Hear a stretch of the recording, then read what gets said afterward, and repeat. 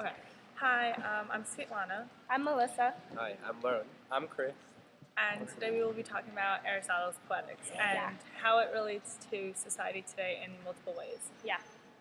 So I guess we could start off with the fact that Aristotle spoke about how dramas back then, you would always know the ending to those dramas, and pretty much if you look at movies today, you can see that all Hollywood movies are alike, and you have repetition in Hollywood movies, everything's the same, and you always know the ending to the movie, yet we all choose to see it regardless. Like even when we talked about in class about Die Hard, like you knew what like the ending was gonna be, but Yeah. you still decided to watch it. Like I wrote about it in my blogs about Titanic. You know that everyone's gonna die. You know, like from even just the From preview. history, yeah. Yeah, even that the too. history. Yeah, like everyone's gonna die, but you still choose to watch it. 'Cause you Something see- yeah. compels people to want to see something, even though they know what's going to happen.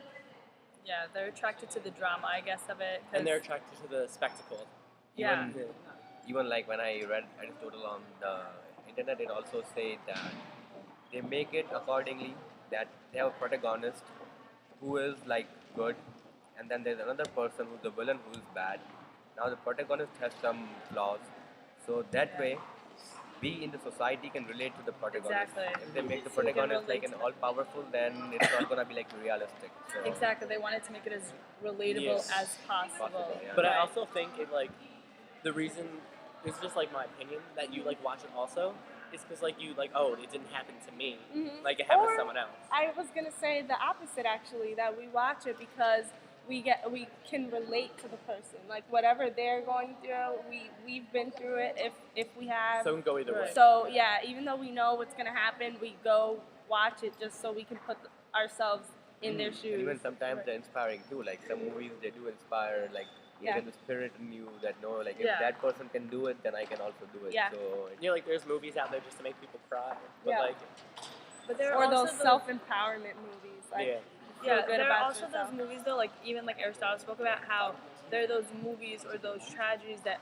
one person can't relate to, like something in it happens that's like impossible, like that won't happen in real life. does that mean you want it to happen to you?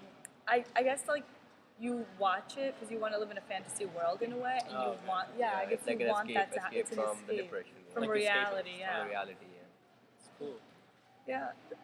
So And yeah, also the other thing like that he mentions in the text is like he compares both the drama with an epic poetry.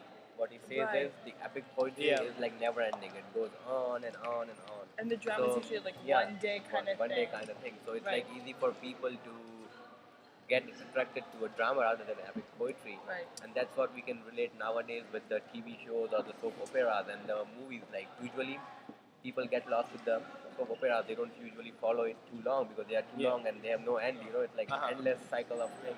I should know about dramas. I mean, my mom's Hispanic, so she's always in the novelas, watching novelas and My mom stuff. always watches soap operas I too. know. Yeah. And I also found it kind of cool, like when in class we were talking about our tragic flaws.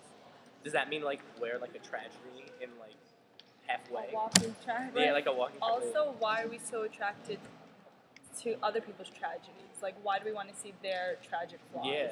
I guess because since it didn't happen to us, we're just interested in seeing like how it plays out for Right. another person. I think it's like because we want to see how everyone is like we're kind of all the same. Like as perfect as one person may seem, they may seem like that on the outside, but we know that they possess a tragic flaw too. Yeah. So I guess like it like unites us all. You and- want to believe that Yeah. someone's got a tragic flaw, Mhm. right? And it's- especially when you don't like the person. Exactly.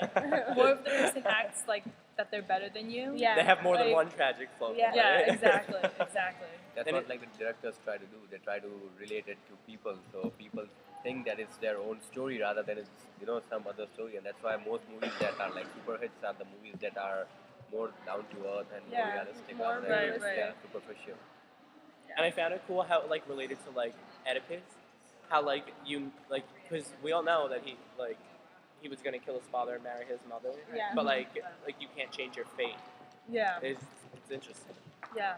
But that's strange too. Like, what message does it give to us? Are we just supposed to wait and like let our fate do it, or are we Yeah. supposed to I know. act Like, is it against already written like, down? Right. for us written down what's gonna exactly? happen? Like, do we? Is it like in our hand, or Right. is it already like pre-designed and like scripted? Yeah, like Oedipus, he tried to change his fate, but by trying to change it, he walked straight walked into right it. into it, Yeah, prophecy, so yeah. that makes you wonder: can you really change your fate, or you know? Mhm.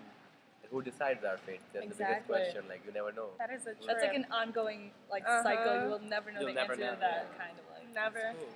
It's kind of interesting. And yeah.